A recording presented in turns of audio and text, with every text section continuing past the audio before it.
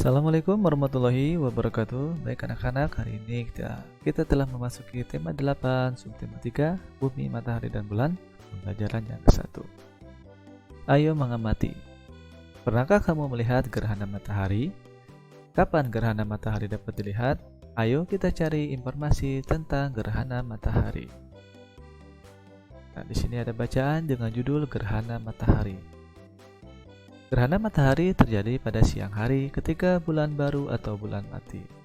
Gerhana matahari terjadi ketika bulan, bumi, dan matahari dalam satu garis lurus. Kedudukan bulan berada di antara bumi dan matahari. Kedudukan tersebut menyebabkan cahaya matahari ke bumi terhalang oleh bulan. Perhatikan gambar. Nah, ini ya posisi matahari, bulan, bumi. Nah, kalau pembelajaran yang kemarin kita telah membahas yaitu gerhana bulan yang posisi bulannya ada di sebelah kanan nih, di belakang bumi. Nah, berbeda dengan gerhana matahari, bulannya ada di sebelah kiri bumi, di tengah-tengah antara matahari dan bumi. Perhatikan, nah di sini ada umbra bulan, penumbra bumi, orbit bumi, dan orbit bulan. Nah, oke. Kita lanjut.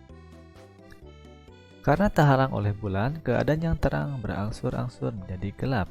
Saat terjadi gerhana matahari, bayangan bulan akan menutupi bumi. Oleh karena bulan lebih kecil daripada bumi, hanya sebagian tempat saja yang mengalami gerhana matahari.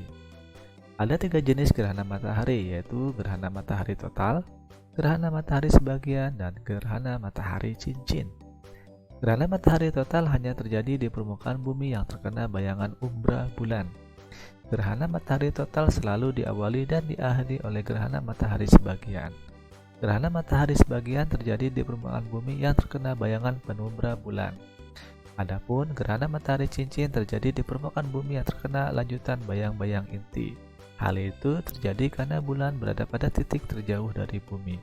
Perhatikan gambar. Nah, ini posisi gerhana matahari total. Nah, ini umbra, penumbra. Jadi pas di titik ini, maka daerah ini sama sekali gelap ya. Masuk ke umbranya nih. Nah, ini penumbra. Jadi sebagiannya ini di sininya agak tidak terlalu gelap ya. Dia merata. Lalu gambar kedua, gerhana matahari cincin. Nah, ini. Jadi cahayanya bersilangan di sini ya, penumbranya ada di sini nih. Jadi di tengah-tengahnya ini tidak umbra, tapi ya menjadi penumbra, maka posisi bulannya terlihatnya akan seperti ini. Di pinggir-pinggirnya masih ada cahaya seperti cincin. Nah, ini ya gerhana matahari cincin. Yang selanjutnya gerhana matahari sebagian. Nah, posisinya ini hanya sebagian saja, maka posisinya akan terlihat seperti ini. Mataharinya tertutup sebagian, dan posisi bulannya berada seperti ini, bumi seperti ini. Jadi hanya ini saja nih, hanya daerah penumbra saja yang melihat gerhana matahari sebagian. Oke, sudah jelas ya? Oke. Berdasarkan informasi yang dapat kamu peroleh dari bacaan, buatlah kartu informasi yang memuat informasi-informasi penting tentang gerhana matahari. Nah, tugas pertama kamu adalah membuat 3 kartu informasi yang menjelaskan hal berikut. Pertama, kapan gerhana matahari terjadi? Kedua, apa yang menyebabkan gerhana matahari? Yang ketiga, apa saja jenis-jenis gerhana matahari dan apa perbedaannya? Nah, sudah ya, tadi sudah jenisnya ada 3, tinggal kamu mencari perbedaannya apa saja. Itu untuk tugas kamu yang pertama. Nah, sekarang tugas kamu yang kedua di pembelajaran hari ini, membuat sebuah buklet yang berisi informasi dan gambar tentang gerhana matahari. Nah, di sini ada perintahnya. Sebelum membuat buklet, kumpulkan informasi yang akan kamu cantumkan dalam buklet.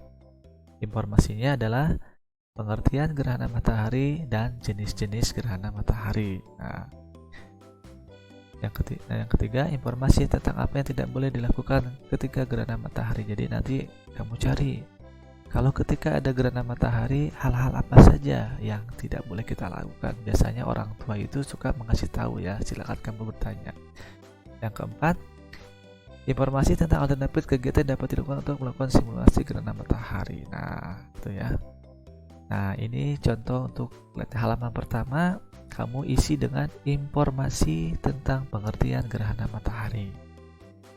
Halaman yang keduanya, informasi tentang jenis-jenis gerhana matahari. Halaman ketiganya, informasi tentang apa yang tidak boleh dilakukan ketika gerhana matahari. Hal-hal yang pantrang atau yang tidak dilakukan. Halaman yang keempat, informasi tentang alternatif kegiatan yang dapat dilakukan untuk melakukan simulasi gerhana matahari. Nah, ketika kamu nanti ingin membuat contoh gerhana matahari, kira-kira kegiatan apa saja contohnya. Oke, baik anak-anak, cukup 2 saja untuk tugas di pembelajaran kali ini. Jangan lupa semua tugas dikasih nama, tanggal, judul yang jelas agar mudah dikoreksinya. Baik, Bapak akhiri, wabillahi taufiq wa hidayah. Wassalamualaikum warahmatullahi wabarakatuh. Kita berjumpa di materi yang selanjutnya.